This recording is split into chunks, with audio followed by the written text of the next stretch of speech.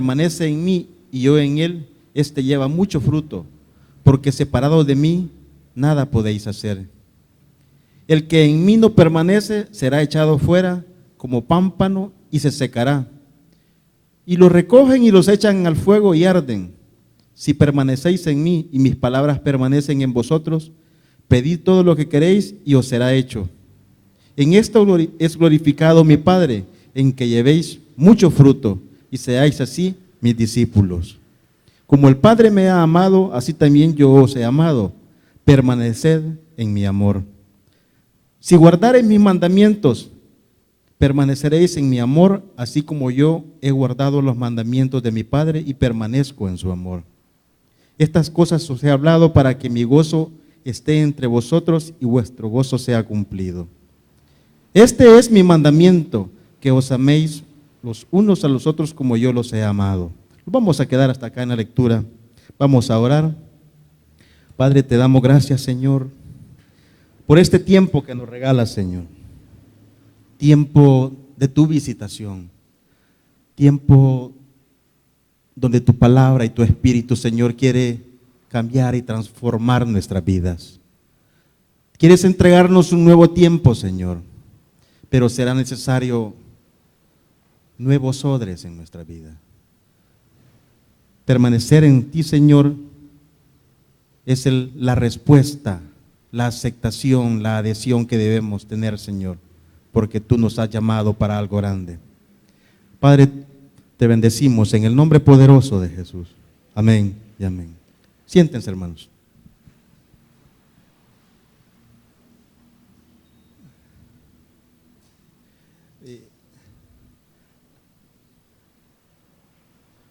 La viña es una palabra que recorre toda la Biblia. Ya en el Antiguo Testamento se van fundamentando el significado, se va estableciendo quiénes son, qué significa ese símbolo en la Biblia.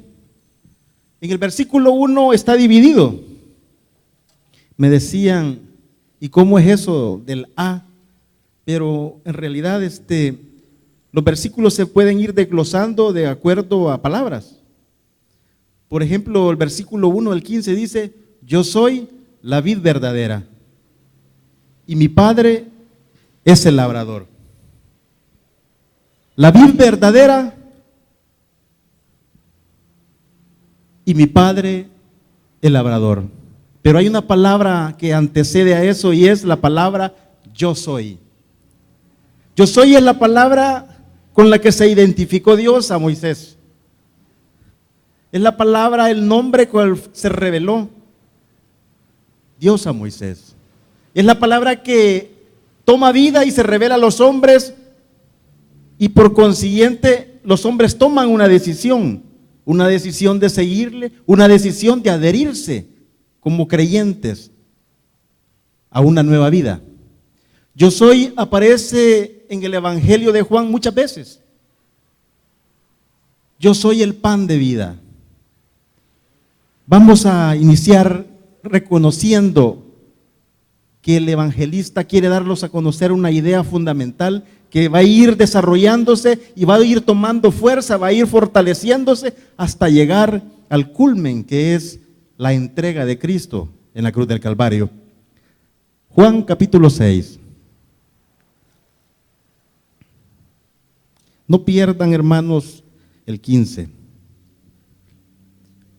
Juan 6:35. Jesús le dijo, ¿lo tienen, hermanos? ¿O todavía lo están buscando? Jesús le dijo, yo soy el pan de vida.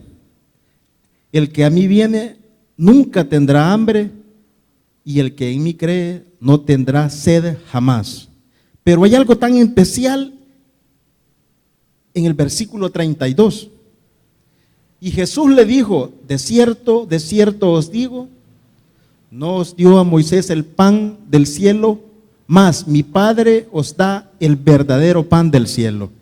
Jesús le está diciendo a los hombres, yo soy el verdadero pan. Jesús dice en el capítulo 15, yo soy la vid verdadera.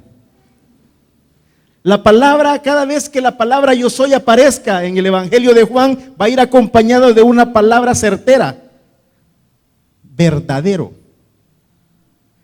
Porque a la luz de las Escrituras, Jesús va a tener un diálogo, va a tener una discusión con los principales, con los sacerdotes, con los fariseos, y ellos van a querer deslegitimar a Jesús. Por eso el evangelista, cada vez que Jesús dice, yo soy la luz del mundo, dice, confrontada con Juan 1:9, dice, aquella luz verdadera que había venido al mundo. El evangelista va a ir desarrollando y va a ir plasmando en el evangelio una verdad fundamental, que es la verdad nuestra. Porque Jesús es la luz del mundo. Porque Jesús alumbró las tinieblas donde nosotros caminábamos. Jesús es el que alimenta, es el pan de vida. Jesús hace la comparación del maná que cayó en el desierto y que alimentó a toda la población de Israel. Pero esa población murió. Esa población quedó tendida en el desierto por desobediencia. Pero el pan de vida que desciende del cielo, ese da vida eterna. Y eso es lo que el evangelista va a ir diciendo. Cuando el evangelio dice yo soy, está diciendo una verdad certera a los hombres. Está queriendo establecer una verdad que debe ser verdad para nuestras vidas, hermanos. Yo soy la vid verdadera, le dice. La vid, les decía, es el símbolo para los israelitas de alegría, de un nuevo tiempo. Por eso Noé, cuando planta un viñedo, luego de salir del diluvio, lo primero que hace es plantar un viñedo, establecer una nueva era. Por eso es que nosotros, hermanos, debemos estar convencidos que este es un nuevo tiempo para la iglesia. Porque el Señor va a derramar de su vino. Pero es necesario primeramente comprender y entender cuál es el significado de la vid. Porque Jesús lo que está estableciendo y determinando es que Él es la vid verdadera. Allá en Mateo, cuando Jesús dialoga y da una parábola, primeramente saca una parábola de los viñadores, estableciendo y determinando quién es el que contrata a los viñadores. Y a uno dice que los contrata a la hora inicial del día, a las 6 de la mañana, a las 8, a las 9, y uno los contrata al final ya, al ocaso del día. Y aquellos que trabajaron todo el día se preguntan y cuestionan al dueño de la viña y le dicen, bueno, ¿y por qué me pagas lo mismo que a este que acaba de venir? Y Jesús les dice, a mí no me compete. No les compete a ustedes determinar la forma como yo pago. Hermanos, la estadía o el tiempo de servicio o el tiempo de vivir en el evangelio no determina el pago o lo que Dios va a dar a nuestras vidas. La bendición lo determina primeramente, eso es la bendición de Dios. La apertura de Dios a los hombres, eso es lo que determina la bendición. No es que nosotros por lo que estamos haciendo o porque alguien tiene 20 años de servir, es que ya va adelantado en el reino de Dios. No, eso va a depender, hermanos, de la misericordia de Dios. Allá en el final de los tiempos van a haber sorpresas, hermanos, porque quizás unos van llegando, pero las obras que hacen van a ser significativas para el reino de Dios y van a trascender. También hay otra parábola de los viñadores malvados. Un hombre, dice la Biblia en Mateo 21, que sale de viaje y en ese viaje deja a unos encargados en su viña, dice. Pero en momento determinado de la cosecha, de la vendimia, en ese momento el dueño de la viña manda a sus empleados y dicen, vayan y recojan el fruto, la parte que me corresponde de la viña. Y los labradores, dice, que son malvados, dice, apedrearon a unos, mataron a otros y a otros los dejaron medio muertos. Y dice el dueño vuelve y vuelve a mandar, dice, a otros empleados para que recojan el fruto, y vuelven a hacer lo mismo los labradores malvados. Entonces el dueño de la viña dice: voy a enviar a mi hijo, porque reconociendo que siendo mi hijo, no le van a hacer daño. Pero los labradores piensan y dicen: bueno, si este es el hijo, este es el que va a recibir la herencia, matémoslo. Para la comunidad que escribe Juan, cuando Jesús dice: yo soy la vid verdadera, hermanos, era un golpe fuerte, porque estaba diciendo que Él es el que tomaba el control, que era el que tomaba el primer lugar.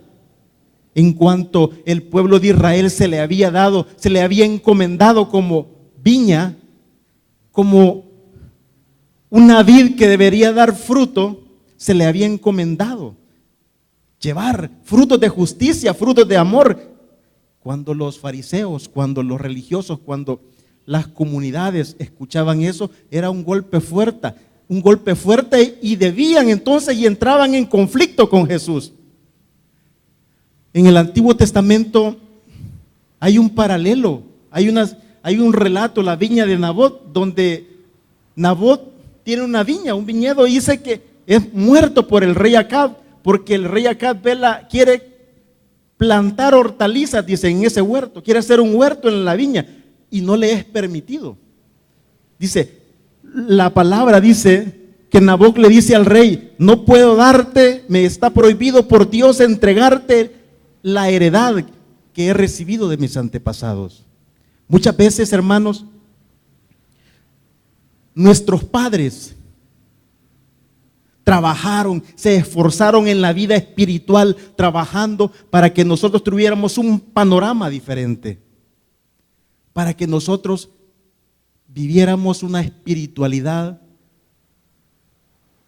que se adhiera a la vida de Jesús. El problema es que nosotros a veces no valoramos la herencia espiritual, porque nuestra vida, hermanos, surge o camina bajo la materialidad. Nosotros nos esforzamos en la materialidad, pero poco sacrificio hacemos en la espiritualidad.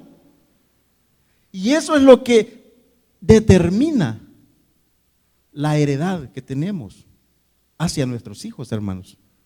Es bien importante, y es por eso que el símbolo de la viña va a ser establecido en el Antiguo Testamento. Ya Oseas 10 dice y establece que el Señor plantó una viña y que la cuidó, la allanó, quitó todos los pedregales, dice, y también dice que puso una atalaya, y en esa atalaya dice para cuidar esa viña. Pero ellos se descuidaron tanto, dice, por lo que habían hecho, traicionaron. Y constantemente el Antiguo Testamento va a dar testimonio de eso, diciendo que esta viña que Dios sacó en el Antiguo Testamento de Egipto. Vamos al Salmo 80, hermanos. ¿De dónde surge la idea para comprender y entonar con lo que Jesús está diciendo? Yo soy la vid verdadera. Salmo 80, versículo 8. ¿De dónde surge la vid? Amén. Hiciste venir una vid de Egipto, echaste las naciones y la plantaste, limpiaste sitio delante de ella e hiciste arraigar sus raíces y llenó la tierra. Los montes fueron cubiertos de su sombra y con sus sarmientos los cedros de Dios, y extendió sus vástagos hasta el mar y hasta el río sus renuevos. Porque aportillaste sus vallados y la vendillan todos los que la pasan por el camino. La destroza el puerco montés y la bestia del campo la devora. Oh Dios de los ejércitos, vuélvete ahora, mira desde el cielo y considera y visita esta viña. Está hablando del pueblo de Israel. Una vid que es sacada de Egipto, dice, que está usando una metáfora del pueblo de Israel que es tomado, que es sacado de Egipto y plantado en una tierra buena, en una tierra productiva. La está mostrando y diciéndole, tú sacaste esta vid. A partir de ese momento, el pueblo de Israel va a comprender y entender que la viña es el pueblo de Israel. Por eso cuando dice, yo soy Jesús, yo soy la vid verdadera, es un golpe fuerte a la religiosidad. Porque cuando dicen, bueno, ¿y cómo este está tomando? Porque este está tomando el lugar y está diciendo que es el verdadero. Quiere decir que nosotros somos falsos, que nosotros somos silvestres, que hemos dado uvas agrias. Eso es lo que plantea Isaías, ser uvas agrias. Cuando nace una vid, le llaman cepa. Es un cogollo. Ya saben lo que es un cogollo, ¿verdad, hermano? Un cogollo que ha durado casi 30, 40 años, 50 años. Esa es la cepa, la base de la vid. Y sobre la vid van saliendo unos bejucos. Y a eso se llaman pámpanos. Y sobre los pámpanos, ahí surgen las uvas, los gajos de uvas. Cuando Jesús dice, yo soy la vid, está haciendo la metáfora de la planta que produce uvas. Y a partir de ese momento, va a decirle a los discípulos, ustedes son los pámpanos. Separados de mí, no podés hacer nada. Es necesario adherirse a la vid. Jesús va a hablar en términos recíprocos, algo así.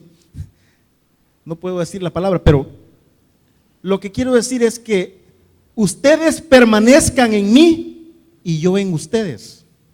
Esa es la condición que Dios pone para que nuestras vidas permanezcan y den, ¿el qué, hermanos? Fruto. La condición es que nosotros nos adherimos a la vid verdadera y a partir de ese momento somos pámpanos, somos sarmientos, somos esos bejucos donde surgen las uvas. Y a partir de ese momento nosotros nos volvemos sarmientos o pámpanos que llevamos fruto. La metáfora de la vida, hermanos, nos quiere enseñar o nos quiere mostrar primeramente que debemos llevar muchos frutos, que el cristiano como tal debe llevar mucho fruto. El compromiso para con Dios es, en el reino de Dios, llevar mucho fruto. Génesis 1:27 dice, y les dijo el Señor, sometan la tierra, fructifíquenla y multiplíquenla. Y ese es el principio que tiene Dios para los hombres. El proyecto de Dios en Génesis sigue permanente, sigue establecido en Juan, de multiplicarnos, de llevar mucho fruto.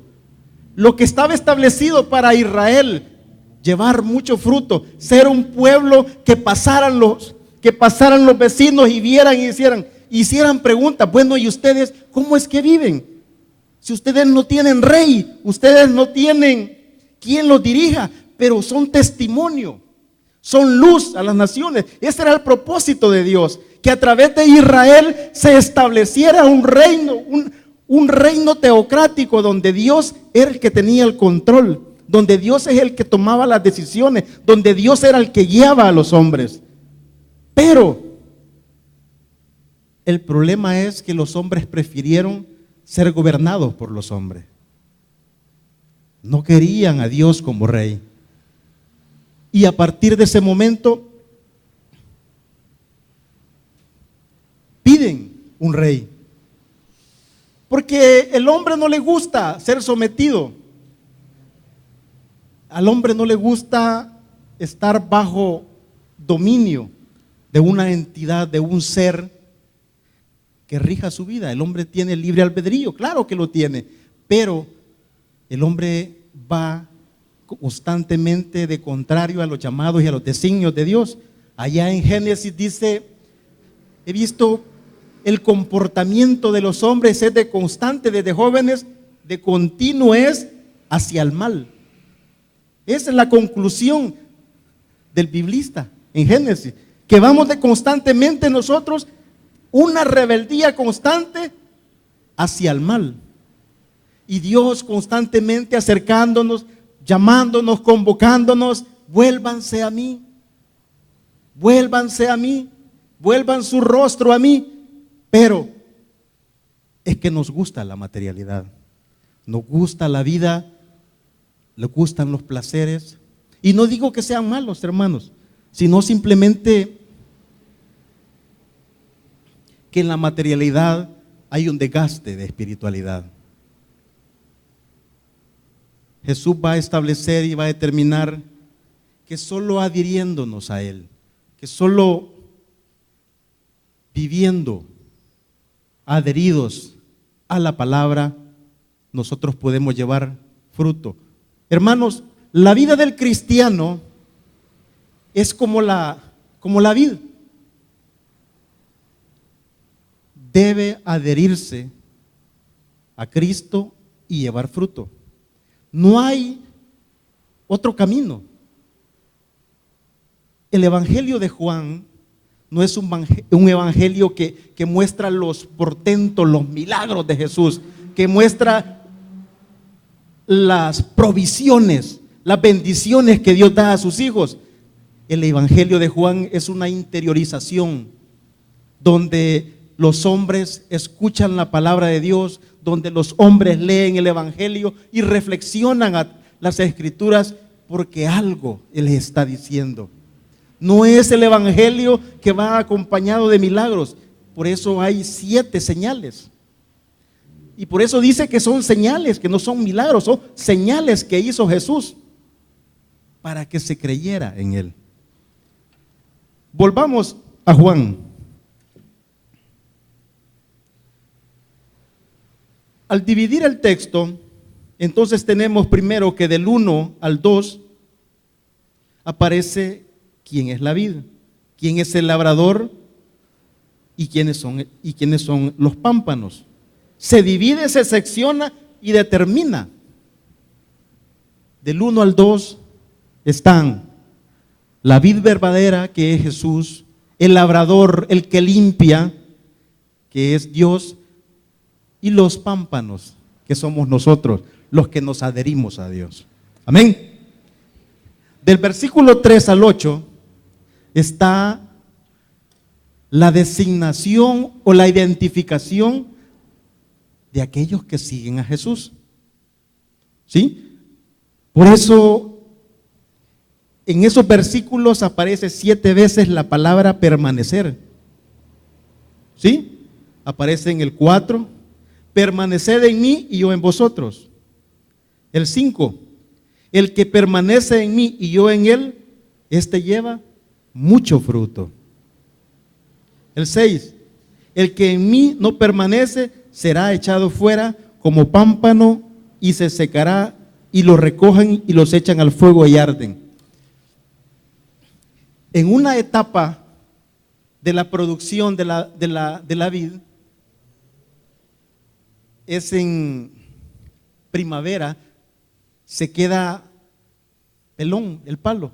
Entonces viene el labrador y lo limpia, lo corta y solo deja un pámpano, como un bejuco, donde van a salir los nuevos pámpanos que van a producir uvas. Y eso es lo que dice Jesús en el 3. En el 2, ustedes ya fueron limpios por la palabra. Y eso es lo que refleja nuestra vida. Nosotros hemos sido limpios por la palabra de Dios. Dios ha hecho la obra en nuestra vida. Somos los nuevos pámpanos adheridos a la vid. Pero la situación es donde ya no nos gusta es cuando tenemos que llevar fruto. Ahí es donde el hombre se siente frenado, porque llevar fruto implica sacrificios. Amén. Al hombre le gusta la bendición, al hombre le gusta que la palabra llegue a su vida y traiga consigo un rema, una palabra de bendición. El problema es que en el texto que estamos leyendo lo que pide es que Dios nos va a limpiar, pero para que demos fruto. Y ese es el problema con los cristianos, hermanos, que cuando Dios empieza a limpiar, a podar la planta, toman decisiones, o se quedan y permanecen en el Señor, o se van de la iglesia. Porque no les gustan los compromisos, no les gustan, no permanecen en el Señor. ¿Por qué? Porque no quieren compromisos. Y esa es la verdad con la que a veces se nos ha dicho: si permanecéis en mí y mis palabras permanecen en vosotros, pedid todo lo que queráis y os será hecho, dice la palabra. Y lo tomamos como una palabra de bendición, como una palabra que Dios está dándonos a nuestra vida. Y claro que sí, pero la situación es pedir para dar fruto, hermanos. ¿Sí? ¿Sí me estoy dando a entender? Cuando dice la Biblia en ese versículo: si permanecen en mí y yo permanezco en ustedes, pidan lo que quieran. Pero el pedir lo que quieran es para engrandecer y llevar mucho fruto. Ahí es donde se debe de entender y comprender que el mejor vino que llega a la iglesia es de aquellas personas que llevan fruto. ¿Cuál es el fruto? ¿De dónde surge el vino? De las uvas, de la vid. Solo surgirá el mejor vino, hermanos. La palabra, la promesa que Dios ha dado en nuestras vidas para la iglesia es siempre que nosotros tengamos un compromiso delante de Dios y demos mucho fruto. Es ahí donde las tinajas serán llenas. No hay otra manera.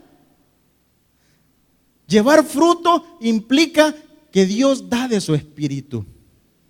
Da la alegría de la vida, el pleno gozo que dice lo que leímos, porque está más adelante. Es el pleno gozo. Y que ese gozo no sea quitado. Hermanos, la satisfacción de aquel hombre que predica en las columnas, la satisfacción de aquel joven que predica en las conexiones, la satisfacción de aquella joven o aquel joven que predica en la chiquicolumna, ese es un gozo pleno. Si usted no ha experimentado el gozo de la predicación, hermanos, el gozo del servicio a Dios, déjeme decirle que usted necesita un vino nuevo en su vida. Llevar fruto implica el sacrificio propio de los hombres que sirven a Dios, mujeres que sirven a Dios y que se entregan. Solo así se va a cumplir la palabra del capítulo 2. Llenar las tinajas del mejor vino. Pero eso lo hacen el compromiso serio de llevar fruto, hermanos. O sea que su servicio, el servicio de la iglesia como tal, va a repercutir en lo que Dios entregue el mejor vino para nuestras vidas. Amén. La permanencia es la fidelidad del cristiano hacia Dios. Pero la fidelidad en el servicio, la fidelidad en dar frutos a Dios, de hacer reino. Por eso, en el capítulo 21 de Mateo, en los labradores malvados, Dios va. Y lo primero que dice: vayan, porque es el tiempo de la vendimia, es el tiempo de la cosecha. Vayan y recojan el fruto. No vaya a venir el Señor en estos días, hermanos, y venga y pida los frutos que nosotros tenemos y no haya nada que darle. ¿Cómo vamos a presentarlos a Él con las manos vacías? Y eso es. Dios quiera que el Espíritu esté hablando y usted tome una nueva actitud delante de Dios en el servicio, hermanos. Porque hay dos consecuencias o dos caminos en la vida. Si usted no da frutos, es cortado y echado al fuego. Ahí no dice porque se porte bien. Ahí no dice porque usted haga buenas obras, dice por dar fruto y mucho. Y ese fue el problema de Israel. Israel está representado en los labradores malvados,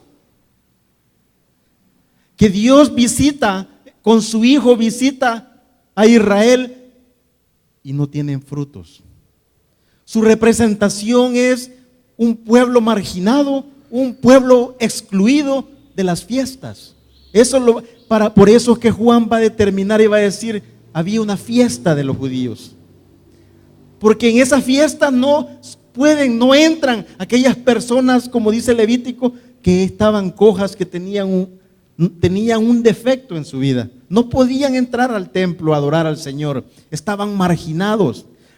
La religión o la heredad que Dios había dado, la viña que Dios había dado para luz a las naciones, se había convertido en una marginadora,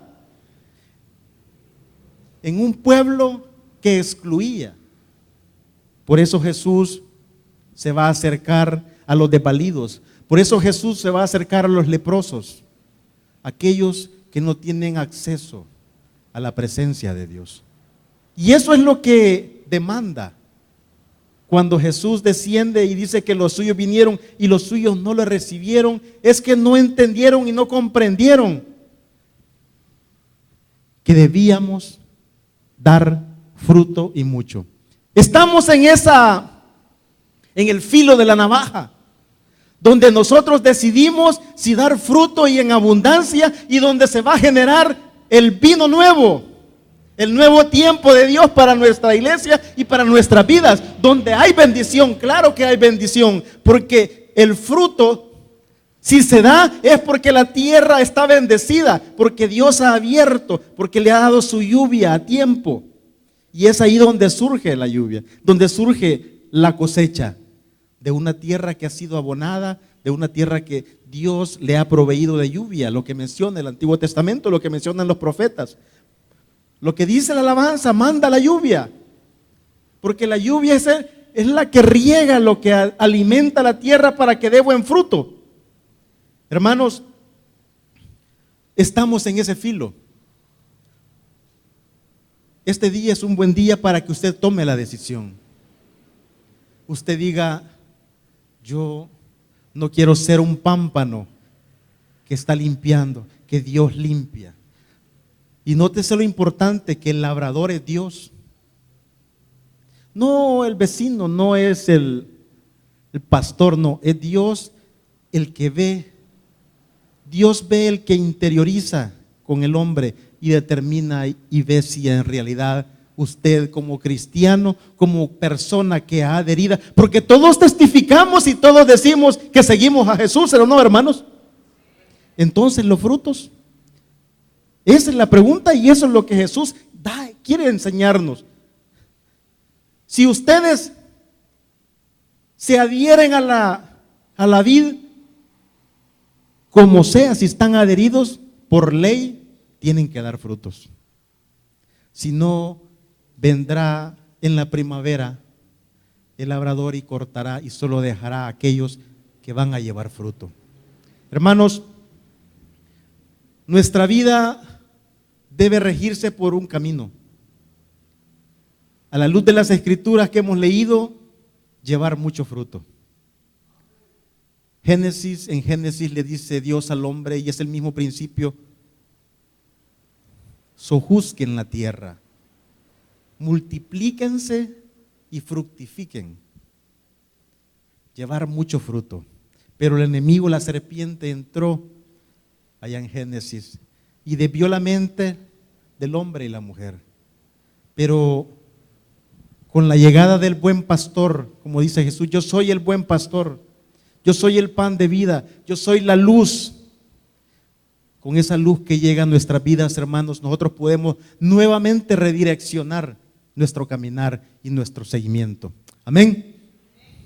Es necesario, hermanos, adquirir compromisos delante de Dios que lleven mucho fruto. Es necesario. El cristiano pierde valor. El cristiano solo está para ser echado al fuego y que arda si no lleva fruto.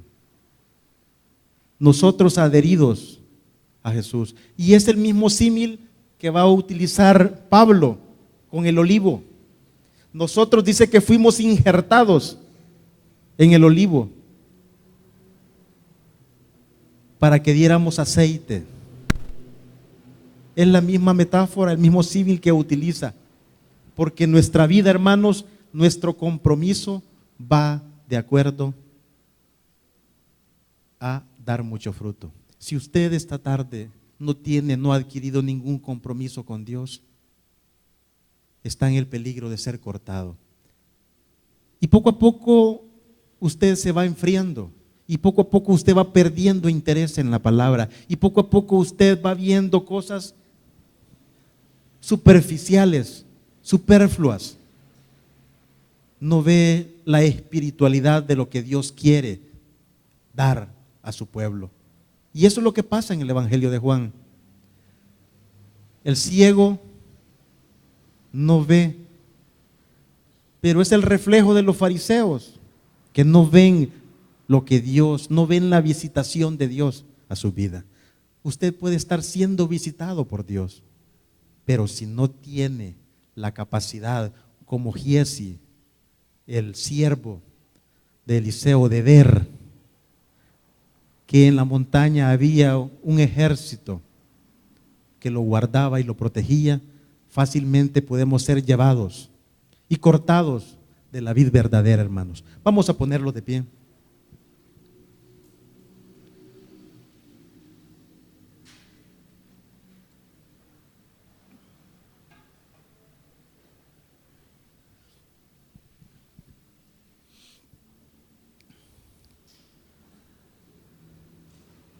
Si permanecen en mí, les dijo Jesús. Hay tres personajes bien importantes: el labrador, la vid y los pámpanos. Los pámpanos refleja el encuentro con Dios, donde Él visita a sus hijos y quieren darles un nuevo tiempo, un tiempo de bendición. Para que se cumpla la palabra, si permanecen en mí y mis palabras permanecen en ustedes, y tener la capacidad de pedirle a Dios. Y Él, en su infinito amor, que lo dé todo lo que pidamos, es necesario primeramente que dar fruto. Si la palabra ha llegado a su vida, si la palabra lo ha exhortado, lo ha animado, no endurezca el corazón.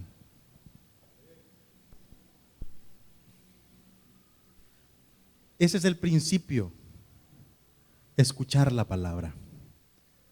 Porque la palabra va entrando en un corazón duro de piedra, lo va quebrando, lo va quebrando.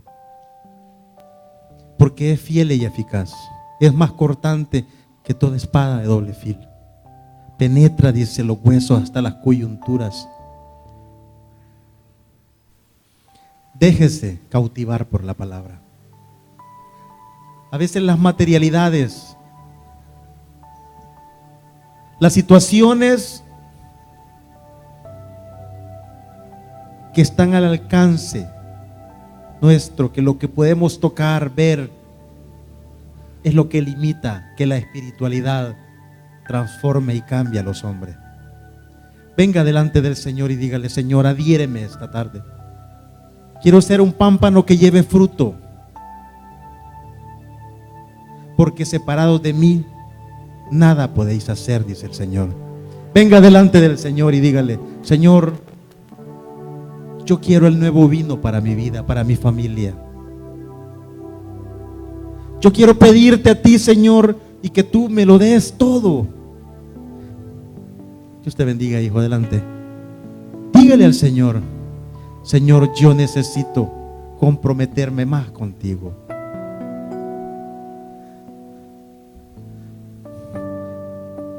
El vino nuevo solamente aparecerá en nuestras vidas cuando llevemos mucho fruto. Venga a la viña del Señor. Venga a la viña del Señor y dígale: Señor, límpiame. Esa fue la respuesta de Jesús. Ustedes ya están limpios. Ustedes ya están limpios, le dijo a Pedro. No necesitan lavarse completamente, solo los pies. Y eso es lo que quiere el Señor: enderezar tus veredas, tus caminos. Venga delante del Señor. Llevad mi yugo, dijo el Señor, que es ligero y suave. No te preocupes por lo que harás. Él tiene un espacio y un lugar exclusivo para que tú le sirvas y te entregues a Él. Para que mi gozo sea pleno y el gozo de ustedes sea pleno, dijo Jesús, es necesario llevar mucho fruto. Venga delante del Señor. No enduréis, si escuchares hoy su voz, dice el libro de Hebreos, no endurezcas el corazón. Y eso es lo que pasaba con el pueblo de Israel. Escuchaba la palabra y endurecía más el corazón. ¿Quién ha creído a nuestro anuncio? ¿Sobre quién se ha mostrado el brazo del Señor? A los suyos vino, mas los suyos no le recibieron. No ignore, no haga caso omiso de la palabra del Señor y venga delante de Él y dígale: Señor, haz un instrumento tuyo. Comprométase esta tarde con el Señor. No con el pastor, no con los hermanos, no, comprométase con el Señor. Dígale al labrador que venga y pode esas situaciones que no lo dejan entregarse por completo al Señor. Él está aquí y quiere cambiar, quiere liberar, quiere transformar vidas. Venga delante del Señor.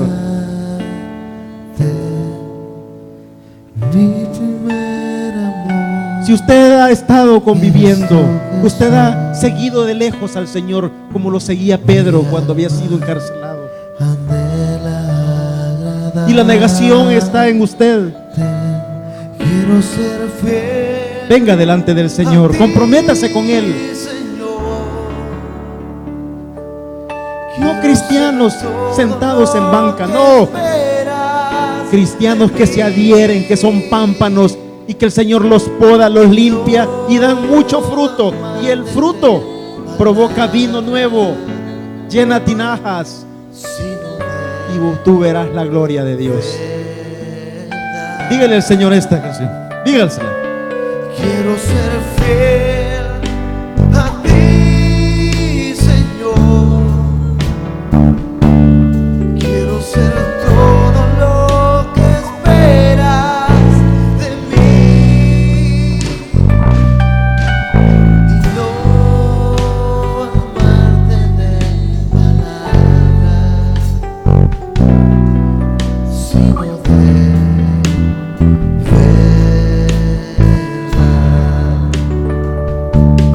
Venga delante del Señor.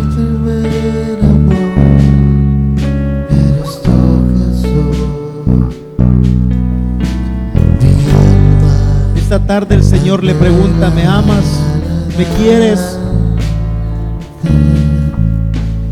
Si me amas, si me quieres, ¿estás dispuesto a seguirme, a adherirte a mi vida? Lleva fruto. Eso es lo que Dios demandaba del pueblo de Israel. Pero le gustó la viña, le gustó la materialidad, se equivocó. Creía que la producción era para él. No, es para el Señor.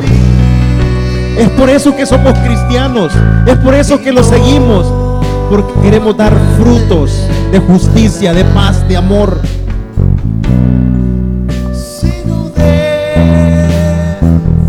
Sígueme, le dijo a Levi, y Levi lo siguió.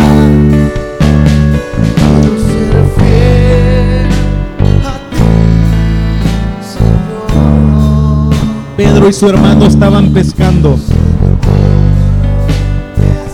dejándolo todo, dice el Evangelio de Marcos, lo siguieron. Los hijos de Zebedeo estaban remendando las redes, dice. Y él les dijo, síganme, y al momento lo siguieron. Determinaciones que cambian vidas, que cambian realidades. Eso es lo que quiere el Señor. Y es ahí donde nosotros empezamos a dar frutos. Frutos que le agradan al Señor. Y es ahí donde le vamos a decir, Señor, estas son mis necesidades, estas son mis estrecheces, mis limitancias. Y Él viene y nos bendice. Padre,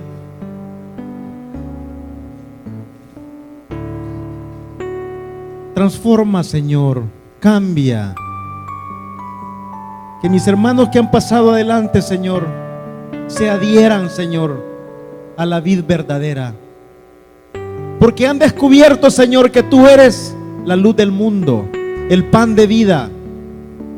Tú eres el buen pastor que cuida las ovejas. Padre, que se adhieran a ti, Señor, en un compromiso de servicio que lleve mucho fruto para toda la congregación, Señor. Que tu Santo Espíritu anime, restaure, que sane, que consuele al adolorido. Padre, hay tanta necesidad en nuestra vida, Señor, y reconocemos que sin ti no podemos ser nada, Padre. Por eso nos acercamos a ti. Te alabamos y te bendecimos, Señor. Gracias por la semana que hemos terminado y por la que iniciamos, Señor. Que tu presencia en nuestra vida, Señor, marque con estas palabras, como dice el salmista: levántate, Señor, y que sean esparcidos nuestros enemigos. Te alabamos y te bendecimos, Señor, en el nombre poderoso de Jesús. Amén y amén. Que el Señor le bendiga, hermanos. Te serviré, Dígale al Señor: yo lo haré.